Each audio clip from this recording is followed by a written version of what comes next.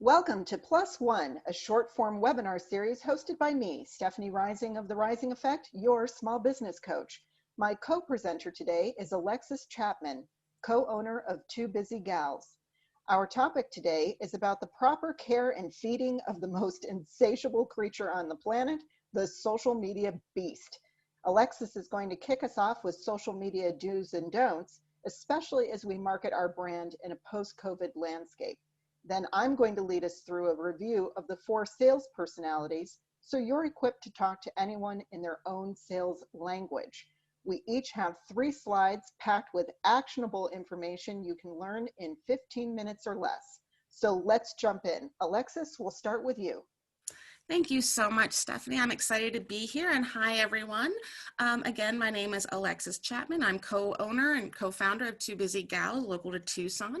Let's dive into some social media 101. Some of these elements have been around for, 8 years. Some of them are actually kind of post or during pandemic related. So we all know that for social media, our goals have been to increase brand awareness, increase sales, increase lead generation, make sure that people know about you. It also includes, kind of like a digital audit, which this is important before we discuss the next 3 points. Take time to go in and look at your social media accounts. When is the last time you've updated your bio? When is the last time that you've updated your pictures? When's the last time you've,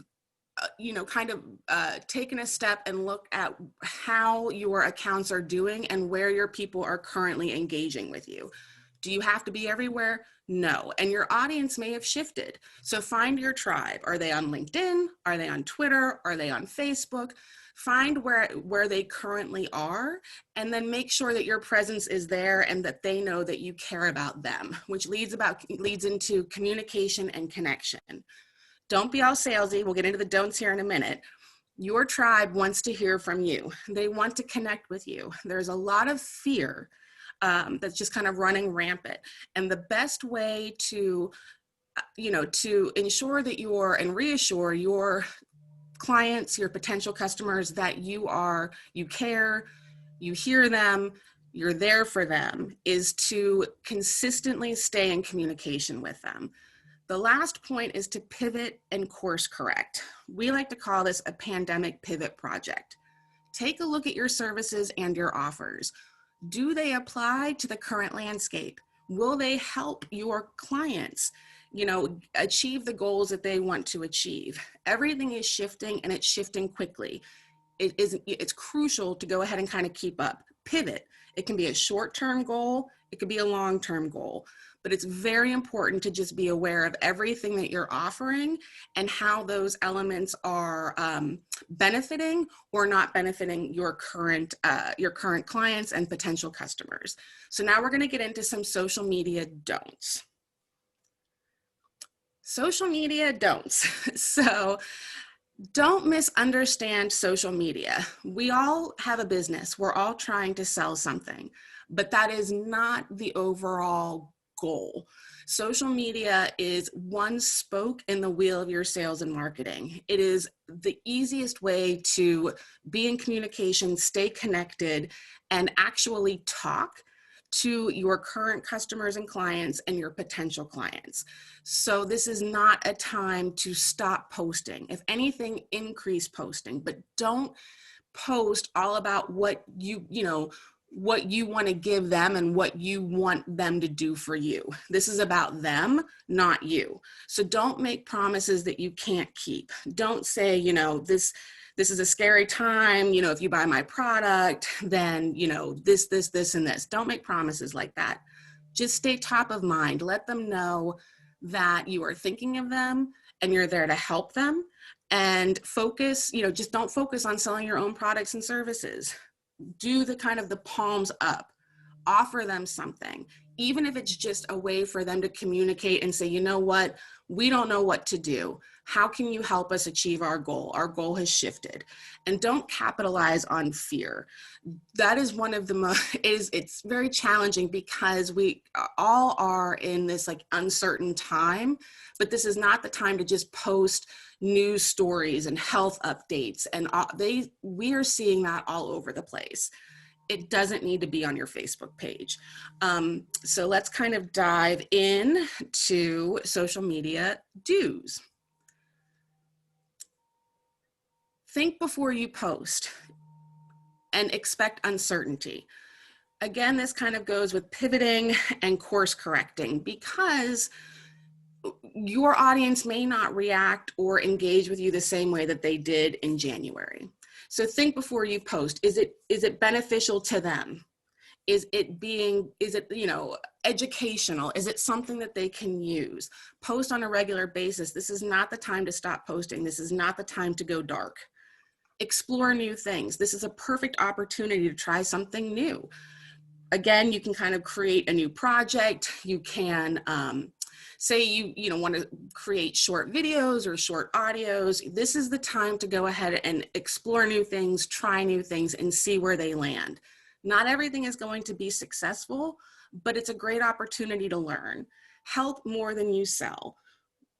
All products and services have innate benefits to them. So how can you help your people? How can you help your community?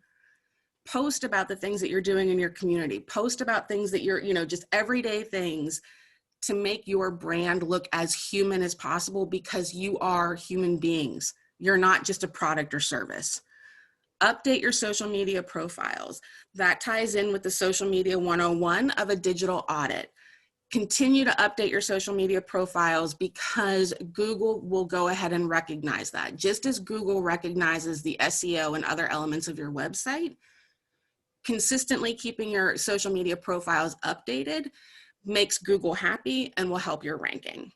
So that is just kind of a, just the quick overview of social media 101. Where are we? What to do, what not to do.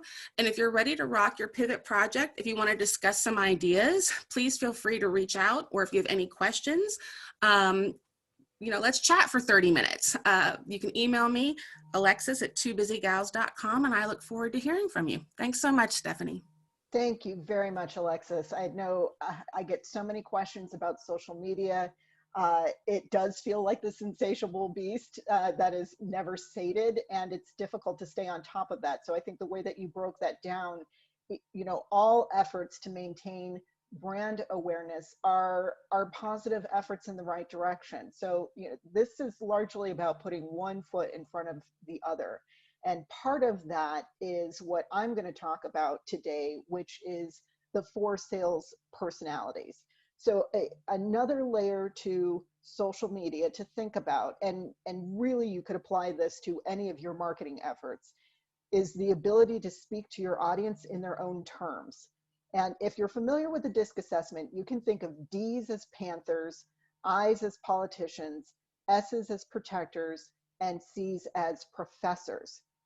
Now, understanding what makes each one of them tick is the key to connection. Panthers are about 10% of the population. Politicians, 25%, protectors, 40%, and professors, 25%. So statistically, chances are you're talking to someone different from yourself more than half the time. And in this section, we're going to take a look at what each sales personality values, key words to use to help you establish a connection, and what you can look for so you can begin to spot each type. Now, whether you're speaking to one of the sales types or creating content to appeal to them, here are things to keep in mind and keywords to use. We're going to start with the more extroverted types. When you're trying to spot a panther, think Michael Jordan. Their ambition and natural competitiveness means they usually have trophies, awards, or other symbols of status and achievement on display.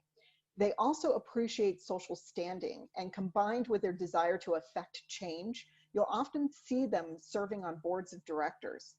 Remember in your written communication to use bullet points, and in person, be concise and respectful of their time. If you see them looking at their watch, you better wrap it up.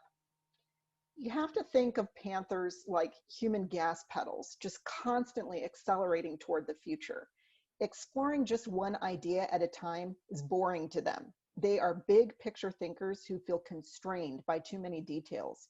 Always in motion, they want that activity to result in something as quickly as possible. So when presenting to them, be concise. They love bullet points and getting to the gist as quickly as possible. If they want more information, believe me, they will not be shy to ask for it. Financial freedom and control are very important to them. Since they're naturally competitive, sports analogies tend to appeal. Key words to use in your spoken or written communication with panthers include win, new, challenge, now, lead, compete, freedom, and control. Now, when you're communicating with a politician, think Oprah. It's all about embracing the pleasure of life and connecting with people. They love travel, food, the feel of gorgeous textiles. They're drawn to the emotional richness of experience and the beauty of material things. With their natural flair for communication and need for connection, you'll often find politicians in social groups discussing the arts or, of course, politics. In person, they're effusive and chatty. So you have to balance being mindful of time with genuinely engaging with them. Now, politicians are the world's optimists. They're guided largely by their emotions and the belief that almost anything is possible. They just need to find a way. They're primarily motivated by two things: people and pleasure. Politicians enjoy giving and receiving thoughtful personal touches that reinforce their relationships. When presenting to them, you want to align recognition, ego, and status. So they're attracted to things that are unique or exclusive, those bright, shiny experiences that spice up life. Politicians are social creatures. So explain how your product or service may make them feel, or use anecdotal evidence of other people's experiences.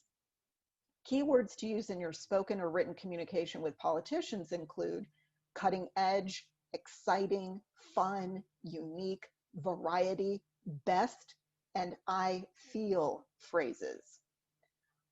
All right, now for our introverted brethren. When you're engaging with a protector, think Mr. Rogers. Every protector I know has children they adore, and they often support causes related to children. They are very family oriented with a close circle of deep friendships. Protectors usually have photos of loved ones nearby, especially their kids. Their calm and quiet vibe usually needs to recharge on their personal time. So at work, look for office managers and COOs who are the ones who always hold down the fort. Protectors are reserved but genial, so be patient while they process information. Now, unlike panthers and politicians who live in creating mode, protectors live in sustaining mode. They are peaceful and deliberate, and often they're the glue that holds an office or family together. They are very methodical in their approach to all things, and they also value stability and solutions that benefit their team or family. Protectors prefer calm, non-confrontational interactions, so be sure to check your energy. When presenting to them, stress security by offering guarantees or no obligation steps. Protectors are very supportive, so ask for their help in moving a sales process forward when doing so will benefit the people closest to them. Keywords to use in your spoken or written communication with protectors include commitment, service, step by step, help, proven, secure, and clearly defined. Now, lastly, when you're sharing with a professor, think Bill Gates. They are usually surrounded by information, printed articles to read, spreadsheets to analyze, books to devour. Their office is organized chaos, the kind of paper explosion that makes sense to them and no one else. Professors are insatiably curious people who value expertise, so you'll find them attending lectures on topics of specific interest to them. They can be evasive about making decisions, so if they stall, ask them for specific feedback about what information they need to make a sound decision. Now, professors are society's intellectual compliance officers. Their beliefs and actions are based on logic. In fact, they take general offense to just about anything that isn't well thought out. Professors are most comfortable in environments that are orderly and analytical. Since they believe there's always more information to be had before taking action, they are the slowest to making a purchase. So when presenting to them, be sure to include statistics. Professors love data and they have great facility for details. Above all, do not change the rules. You will never come back from overpromising and under-delivering with a professor. It will irrevocably affect their trust and either cause a sale to stretch out even longer or just implode altogether. Keywords to use in your spoken or written communication with professors include proven, standard, risk-free, details, analysis, due diligence, facts, and expert. Now, I've put together a whole online course that revolves around these 4 personality types. It teaches you how to identify them in your ideal client, and it takes you through a step-by-step process for creating a plan that not only taps into your own sales personality, but then of course those of your audience. So if you're interested in checking that out, you can go to courses.therisingeffect.com/all-courses and watch an intro video. And if you have any questions, of course, you can contact me at the information on screen. All right, I want to thank again my guest, Alexis Chapman of Two Busy Gals. We welcome your feedback on this episode of Plus One, and thank you for joining us.